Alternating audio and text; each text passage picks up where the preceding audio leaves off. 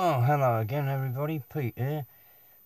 Sorry about the delay in making another video. I've just got a bit befuddled with stuff. I've had some catastrophes and a lot of other things to do, and it's 2 steps forward, 1 step back.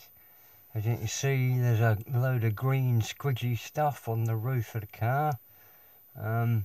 As I was cleaning out the inside, I managed to break it a week or so ago, so I've had to go in for a bit of a repair, which has peed me off.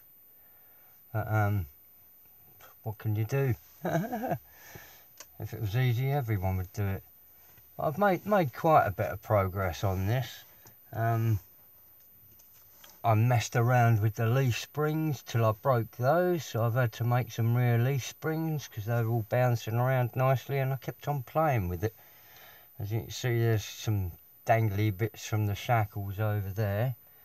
I want to drop this camera out of my way a little bit, hopefully. Bring it back down there.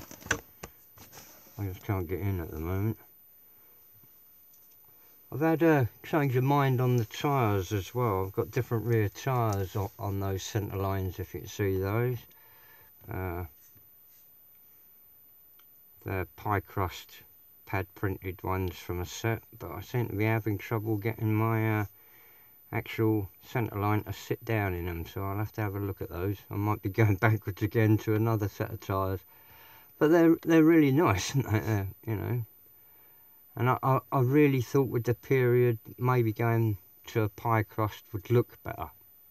I still think that, really. I want to try and use these rather than the more modern ones.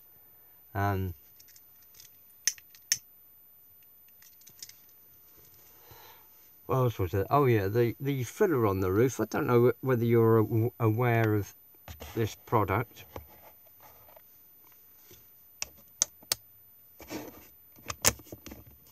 Green stuff. It's a funny sort of putty stuff. I think I have a lot of light lacking there. What's going on? You can see through the tub. It's a 2-part epoxy filler, and you cut a strip off. Cut an amount off. Mix it together until it's all uniformly green. Doesn't have a particularly long working life, and it's quite hard, you know, but it's a good filler, whatever you describe it as. What do they? Just duro. I don't know what they'd actually describe it as, but anyway, that's what I've prepared that with. That'll all work. I've got down here, this is a steering box I've made for it. This is operational at the moment, but I really want to make a smaller one. This is a bit lumpy, I think. Oh shit, that's another bit. But obviously made out of a piece of tube, piece of sprue, piece of rod, and a bent piece of sheet drilled in that. I've taken the measurements off of the Ford Anglia kit. If you've got an old Anglia dragster, they're from there. I've made a link rod from brass tube with brass eyes at the end. They're a sailing I'm never going to make a good video. Right, they're from a sailing company, and because of every other bit of shit behind there, it's not going to focus. And that's a machined brass eye. It's not going to do it, is it? Come on, you bugger. Find my finger. There you go. Into a piece of brass tube, and hopefully that will link together with my that you can't see in the background,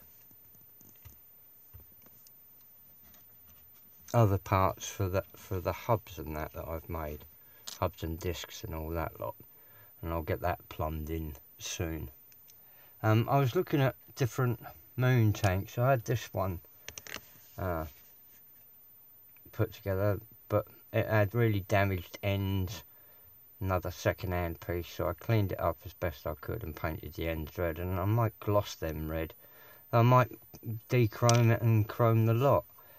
I put this other one together. It's come, I believe, from the flashback kit,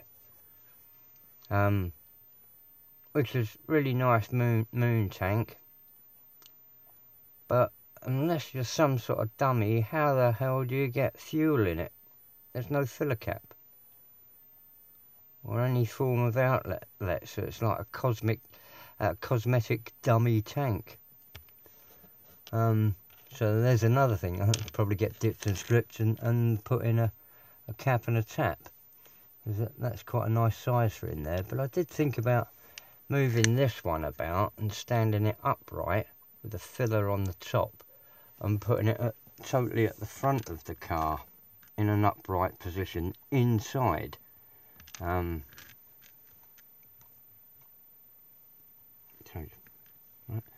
So it's actually, I haven't got space to move this, have I? And stand it up, down, you know, down behind that panel. And then add the radiator, which I made the other day. I'll plonk that back up there. Made this radiator, which is 14 pieces of try and get this over a bit. I'm in the way of this camera, really.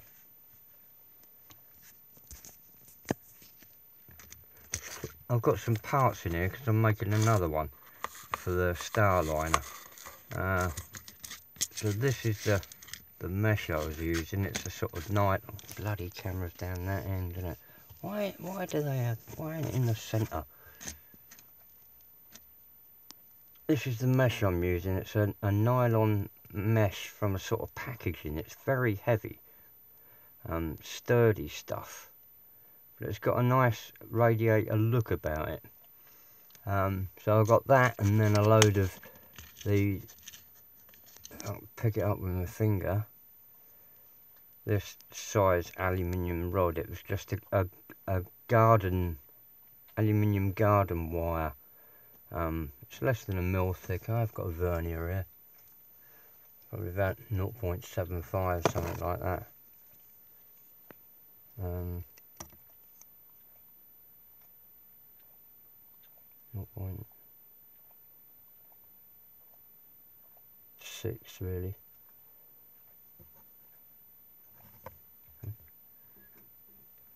I'll scrub that. It's about 0.6 anyway. The one I was originally going to use looked far too wide, but this has come out quite nice if I can get enough light on it. And then the fittings are the main bolts again. If you saw the other week, I had some nuts and bolts. I've reversed bolt heads, so I'll get paint that up as an anodised fitting, and then slip my tube onto there. So I've put that in for that, a smaller one down there for the thermostat, or sensor, and when I've finished, I'll put in another drain plug one. Like I said, I drilled through a piece of strip that I've covered with 14 holes to lead up the 14 bars in a line, then covered them and trapped them in there. Either side's made up of a bit of channel to make this, and then I'll work out the radiator top as in situ more. What else was there on this? I can't remember now. Oh yeah, the motors. I had a problem there. This is the engine from the Malco Gasser, and this is another one I found. meant to be the same engine. This comes out of the 48 Ford convertible option from what, mine's Union Molds or something, in a memorial release. Is that what it was called? Trying to refer to his book that's off screen. Yeah, Union Plastic Models Memorial Collection 48 convertible, which I showed I was scrubbing clean a few weeks ago. This is decidedly smaller than that. So is the Malco Gasser actually a 1/24th kit and not a 1/25th kit? This is, you know, meant to be the same engine, and there's a substantial size difference between one to the other. Shit, get on the bloody screen, it. So I'm looking at building this one for this, because I really do think this one's 1/25th and these are 1/24th. So that's been a dilemma. There was also, what else? Fuel tanks. Oh yeah, I'm not really happy with the rear axle I was using, which is all linked in now again onto my doodad mounts. So I've gone round and gusseted everywhere, and the same at the front end. These are all different mountings and that.